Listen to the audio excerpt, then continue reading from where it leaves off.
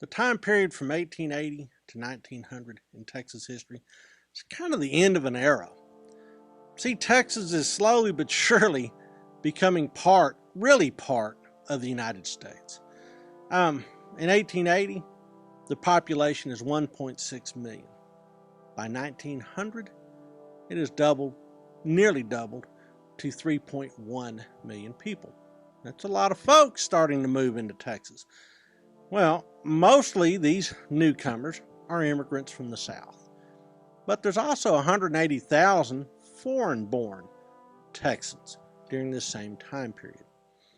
In 1880, Texas is 91% rural.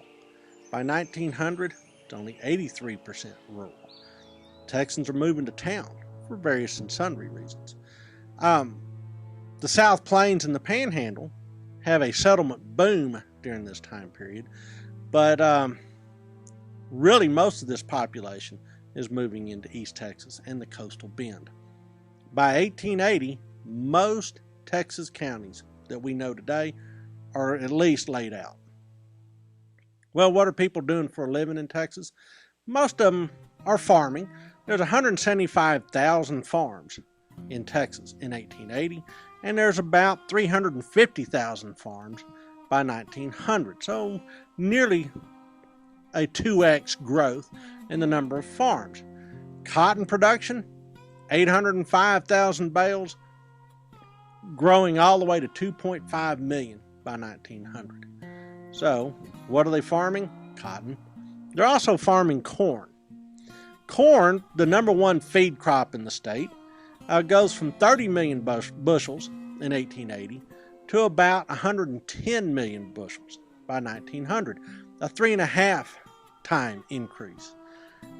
Cattle, 4.8 million animals to a high during the same time period of 8.5 million head of beeves. So, it's also a ranching state. Large ranches are carved out during this 1880 to 1900 time period, including some of the ones that you would know even today from legend and lore, like the XIT and the Wagner Ranch and the King Ranch. Well, cities grow in Texas. San Antonio actually is the largest city in the state with a population of 53,300 by 1900. Houston comes in second with 45,000 folks. Dallas is a close third with 43,000 inhabitants. Galveston, which had always been the largest city in Texas in the old days, has dropped to fourth with 38,000 people living there. Fort Worth, surprisingly, is starting to show up on everybody's radar, and it's the fifth largest state or city in the state with 27,000 inhabitants. Well, the 1880s, 1890s are somewhat dark times economically because there's several national depressions, in particular in the mid-1870s and then again in the 1890s.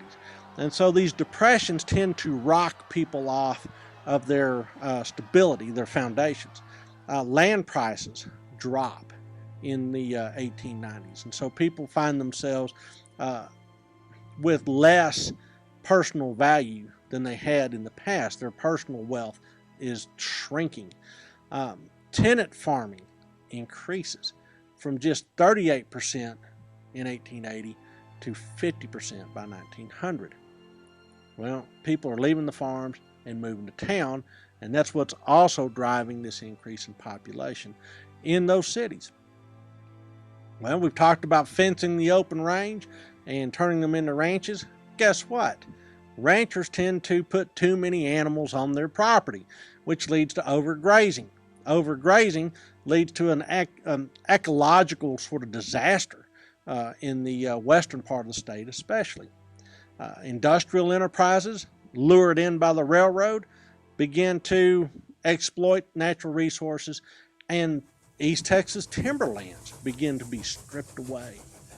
Entire species, too, are plowed under this sort of steamroller of progress. We talked about the buffalo, but my gosh, it's even the Mexican gray wolf and black bears. Texas is changing before everybody's eyes, and nobody can quite figure out what to do about it, or if they should even do anything about it.